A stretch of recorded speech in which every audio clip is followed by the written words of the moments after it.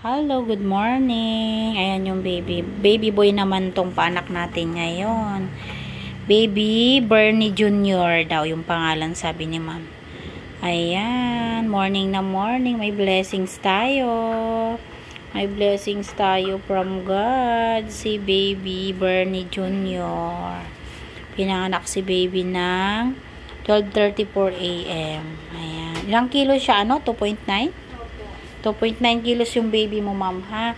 Yung mga initial vaccine na binigay sa kanya, isusulat sa baby book noon. Bibigyan naman kayo po ng copy, no? Damihan mo rin ng dito sa baby mo. Pagka stay kayo dito ng 24 hours bago kayo umuwi. Papacheck din siya sa pedya. Papalaboratory yung baby nyo. Ayan, then, stay kayo dito ni baby ng 24 hours bago umuwi, no? Papaliguan na lang din si baby mo mamaya siguro. Mga after 8 hours, no? Ayan, oh. Lusog-lusog ng baby nila. Ayan naman si mami. Kumusta ka, anak ko? Parang pagod na pagod si mami, ah. Okay ka lang? Okay. Ayan. Niting tagumpay na si mami kasi nakaraos na. First time mo ba manganak sa amin? First time ni mami manganak sa amin. So, ito ay pangalawang pagbubuntis at panganganak niya. 3 taon naman ang sinundan. Ayan.